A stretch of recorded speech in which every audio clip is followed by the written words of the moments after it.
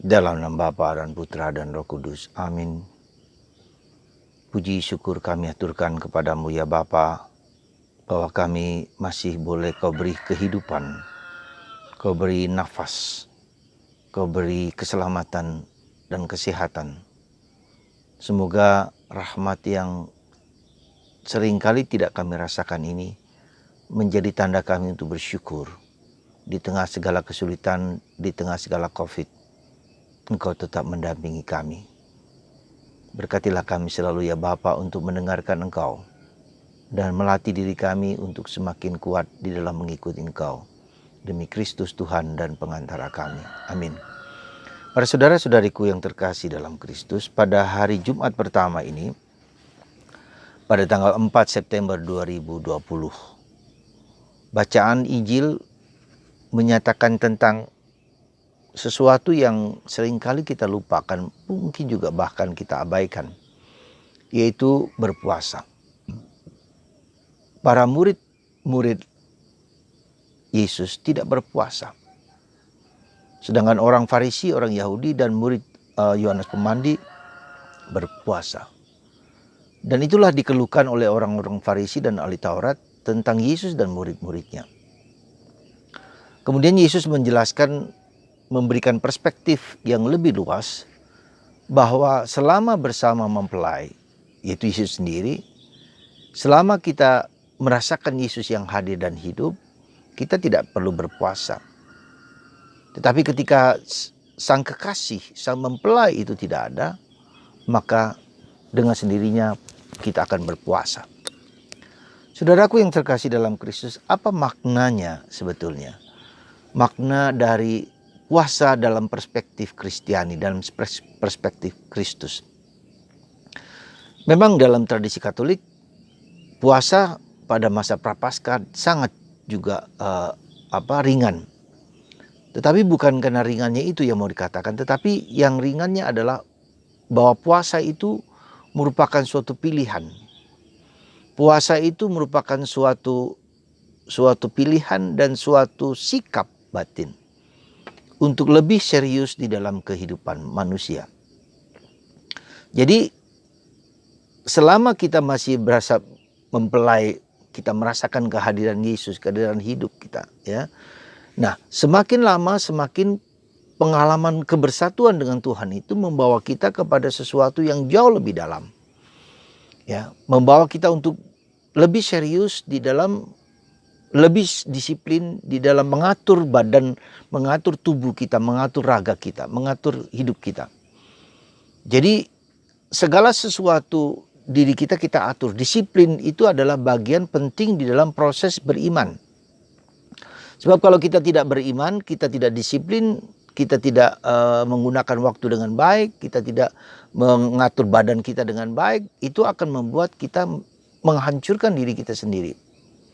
Jadi unsur disiplin itu adalah unsur fundamental di dalam mengikuti Yesus. Karena kehidupan itu mempunyai aturan sendiri.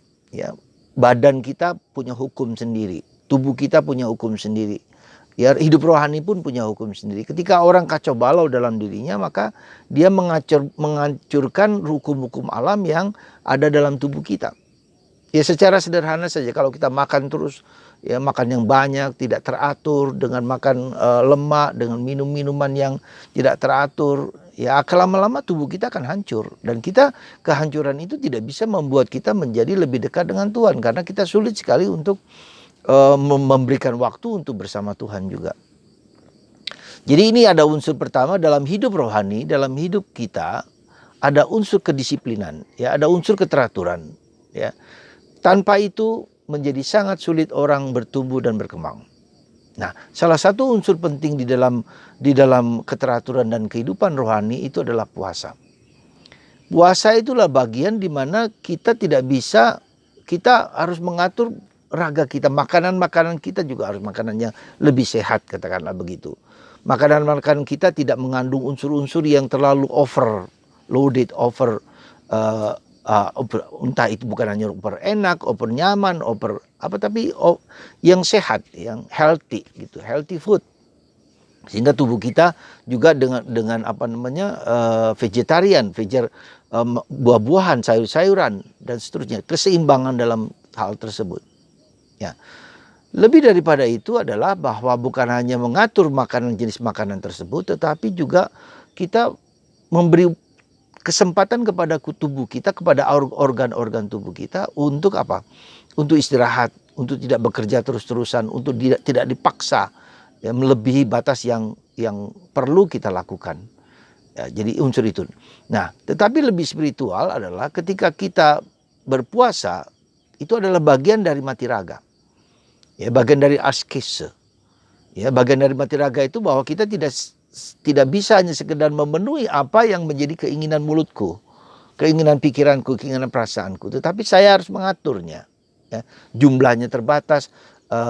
Orang bilang katakanlah diet, tetapi lebih daripada itu, lebih daripada diet, sekedar diet, tetapi juga ketika kita lapar, ketika kita haus, kita tidak serta-merta memenuhi kebutuhan itu.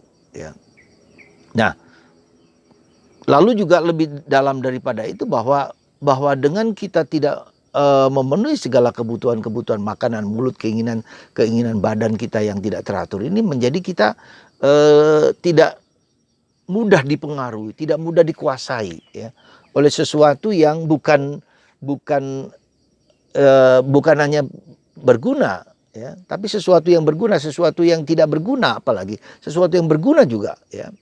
Tapi kita mengatur tubuh kita, mengatur diri kita, menjaga diri kita, tidak dikuasai. Sekali lagi kata penting dari orang puasa itu tidak dikuasai oleh makanan, oleh minuman, ya, bahkan oleh harta benda, oleh sesuatu yang apa namanya, yang sekedar menyenangkan, membuat diri kita menjadi lebih nyaman, lebih kuat, lebih menyenangkan gitu ya. Jadi dengan kata lain, ada satu unsur penting yang di dalam kehidupan rohani yang perlu kita sadari, yaitu sikap lepas bebas. Tidak terikat, tidak mengikatkan diri ya, pada benda, pada makanan, pada minuman, pada kesukaan, pada kesenangan, pada harta, kekayaan dan seterusnya. Karena itu semua hanyalah sebagai sarana. Ya, sarana kita untuk menjadi lebih baik, untuk menjadi lebih bermutu, untuk lebih matang, lebih dewasa. Jadi itulah yang menjadi suatu tujuan dari segala sesuatu. Segala sesuatu adalah sarana supaya kita menjadi lebih dekat dengan Tuhan, lebih dekat dengan sesama. Dan ketika itu menghambat kita untuk lebih dekat dengan sesama, lebih dekat dengan Tuhan, maka kita belajar untuk melepaskan. Nah, jadi itulah yang prinsip dasar dari berpuasa. Ya, prinsip dasar berpuasa adalah bahwa segala sesuatu itu sarana, bukan tujuan. Nah, menghadapi kenyataan seperti itu, idealisme seperti itu bukanlah yang gampang di dunia yang serba enak ini. Ya, di dunia kita yang serba nyaman ini. Ya, di mana kita lebih suka untuk yang lebih menyenangkan, makanan, minuman, ya, kemudian televisi, comfortable, banyak hal yang menyenangkan, HP dengan segala teknologi yang teknologi itu adalah membuat orang menjadi lebih nyaman, lebih mudah, lebih gampang, lebih bisa komunikasi. Tetapi pada saat yang sama teknologi juga bisa menghancurkan kita. Ya, karena dengan itu orang menjadi adiktif. Karena dengan itu orang masuk kepada suatu dunia lain yang dunia lain, dan juga sesuatu yang membuat kita menjadi tergerus terus menerus, menjadi lebih menyenangkan, lebih enakan, tetapi kita tidak menambah ya, tidak menambah kebermutuan diri kita ya. Bahkan lebih daripada itu, kita dikuasai oleh hal-hal yang menyenangkan itu, meskipun itu bukan sesuatu yang jelek ya. Sehingga hidup rohani menjadi suatu yang sangat tidak mudah di zaman ini. Sekali lagi, orang dengan kenyamanan yang begitu luar biasa di zaman ini, hidup rohani menjadi sesuatu yang tidak mudah. Ya, harus butuh perjuangan. Nah, disitulah kita lihat perlunya puasa. Ya, dengan melatih diri, dengan tidak makan, tidak minum, melatih diri untuk tidak melakukan berbagai macam hal, membatasi diri, lalu roh kita menjadi tumbuh. Nah, dengan kenyamanan itu ada satu bahaya penting, roh tubuh kita, jiwa kita terkungkung, ditutupi oleh segala kenyamanan itu, sehingga kita menjadi manusia yang dikuasai lagi. Ya, bukan roh yang menguasai kita, bukan jiwa yang menguasai kita, tapi dikuasai oleh hal-hal yang menyenangkan dalam kehidupan kita. Sekali lagi, semoga Anda dan saya, kita semua berjuang berusaha untuk menjadi lebih bermutu dalam kehidupan kita. Secara fisik, secara psikis, secara emosi, secara mental, dan secara intelektual, tapi juga secara spiritual. Kita tidak boleh dikuasai oleh segala sesuatu yang bukan Allah. Dan itulah yang dalam tradisi Karmel kita sebut Baal-Baal di zaman modern ini. Ya, teknologi kita sembah, dalam tanda petik ya, kita agung-agungkan, tanpa itu seolah-olah hidup kita hilang semua.